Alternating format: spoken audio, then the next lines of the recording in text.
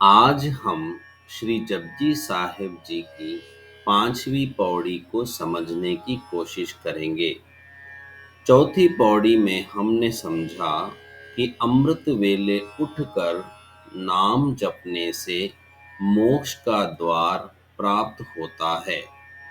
इस पौड़ी में हम जानेंगे कि परमात्मा तक पहुंचने की सीढ़ियां कौन सी है, गुरु की महिमा कैसी है और जिज्ञासु की अरदास प्रार्थना क्या है।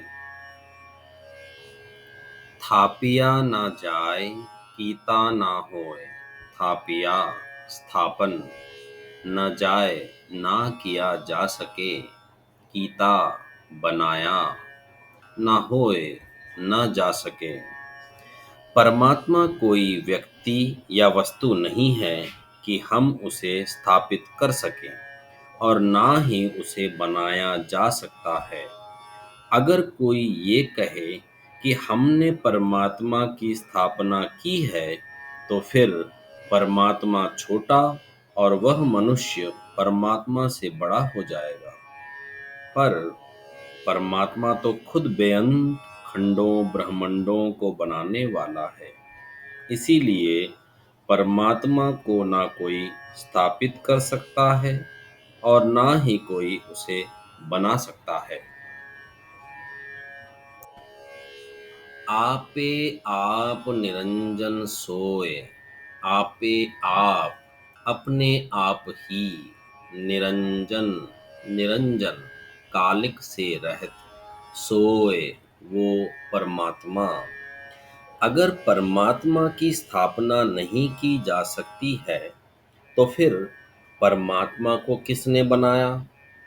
इसका उत्तर है आपे आप निरंजन सोए। गुरुजी कहते हैं कि वो असीम शक्ति अपने आप ही प्रकाशमान है और वह स्वयं से ही है। आषाढ़ी वार में गुरुजी कह रहे हैं कि आपी ने आप साजियो, आपी ने रचियो नाव। मतलब परमात्मा ने अपने आप ही खुद की साजना की है और खुद ही अपने नाम की रचना भी की है। जिन सेविया तिन पाया मान, जिन जिसने सेविया सेवा की है, तिन उससे ही पाया प्राप्त मान मान सम्मान। अनेक प्रकार के भूख में से सम्मान प्राप्त करने की भूख हर इंसान में प्रबल होती है। तो गुरुजी इस पंक्ति में कह रहे हैं कि जो कोई परमात्मा की सेवा करेगा, मतलब परमात्मा का नाम मन से जपेगा, उसे ही इस लोक में और परलोक में भी सम्मान प्राप्त होगा। श्री सुखमनी साहिब जी के 6वें अष्टपदी में गुरु जी कह रहे हैं कि प्रभ जी जपत दरगह मान पावह। मतलब प्रभु के नाम का जाप करने से ही उसके दरबार में मान सम्मान पाएंगे। नानक गाविय गुणी निधान, गाविय गाए गुणी गुणों के निधान खजाने को। अगर नाम जपने से ही परमात्मा के दरबार में मान सम्मान मिलेगा तो फिर श्री गुरु नानक देव जी कहते हैं कि चलो हम भी उस परमात्मा के गुण गाएं जो गुणों का एक अथाह खजाना है। गाविय सुनिय मन रखिए भाव, गाविय गाएं सुनिए सुने मन मन में, रखिए रखें टिकाएं भाव प्रेम भाव। गुरु जी इस पंक्ति में परमात्मा के गुण गाने की तरकीब को स्पष्ट कर रहे हैं। गाविए सुनिए, परमात्मा का नाम अपने मुख से उच्चारण करें। अब उस उच्चारण किए गए नाम को सुनें और मन रखिए भाव, मतलब अपने मन में परमात्मा का प्यार रखें, यानी उत्पन्न करें। दुख पर हर सुख घर ले जाए, दुख दुख पर हर दूर करना, सुख सुख घर मन में ले जाए बसा लो। जब हम परमात्मा का नाम जप कर सुनकर प्रेम भाव उत्पन्न कर लेंगे, तब उसके फल स्वरूप हमारे सारे दुख दूर हो जाएंगे और हमारे मन को सुख की प्राप्ति होगी। श्री सुखमनी साहेब जी के 22वें अष्टपदी में गुरु जी कह रहे हैं कि नाम जपत मन होवत सुख, मतलब नाम जपने से ही मन को सुख की प्राप्ति होती है। गुरुमुख नादं गुरुमुख वेदं गुरुमुख रहिया समाई। गुरुमुख गुरु के मुख से निकला हुआ, नादं नाद, वेदं वेद ज्ञान, रहिया समाई समाया हुआ है। इस पंक्ति में गुरुमुखी शब्द से गुरु को समझेंगे। गुरु वो है जो परमात्मा में लीन हो चुका है, जिसके मुख से निकला हुआ हर शब्द परमात्मा का ही शब्द है। जब परमात्मा ही गुरु के मुख से बोल रहा है, तो गुरुमुख नादं, गुरु के मुख से निकले हुए बोल ही नाद है। गुरुमुख वेदं, गुरु के मुख से निकले हुए बोल ही वेद ज्ञान है। गुरुमुख रहिया समाई, गुरु के मुख से निकले हुए बोल में ही परमात्मा समाया हुआ है। गुरु ईसर गुरु गोरख बर्मा, गुरु पार्वती माई।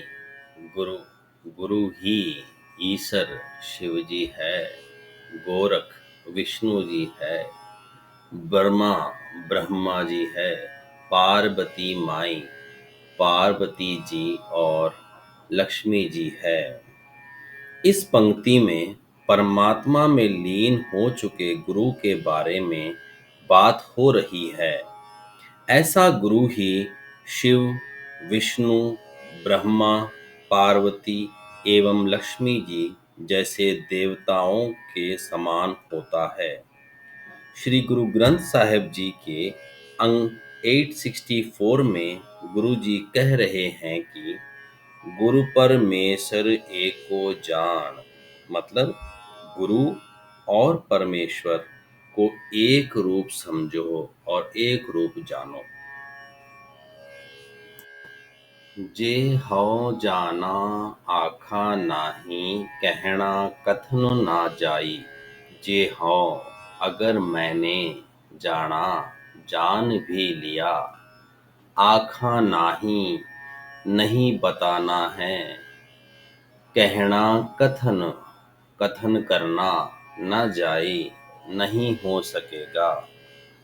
गुरु जी कह रहे हैं कि अगर मैंने परमात्मा को जान भी लिया है, तब भी बता नहीं पाऊंगा। क्यों नहीं बता पाऊंगा? क्योंकि उस बेअंत परमात्मा का कथन किया नहीं जा सकता है। गुरां एक देह बुझाई, गुरां हे सतगुरु, एक एक प्रार्थना है, एक अरदास है। देह बुझाई, समझ दीजिए। हे सतगुरु, मेरी तेरे आगे प्रार्थना है कि मेरे मन को सिर्फ एक बात की समझ दीजिए।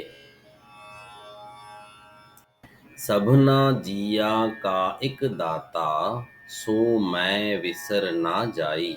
सबना जिया, सब जीवों का एक दाता का एक ही दाता है, सो मैं उसे मैं विसर ना जाई, भुला ना दूं। इस पंक्ति में पिछली पंक्ति को पूरा करते हुए गुरु जी कह रहे हैं कि हे सतगुरु, यह समझ दें कि सबना जिया का एक दाता, मतलब सब जीवों को दात देने वाला सिर्फ परमात्मा ही है, और सो मैं विसर ना जाई, मतलब मैं उस परमात्मा को कभी भुला ना दूं। यह 5वीं पौड़ी की आखिरी पंक्ति है।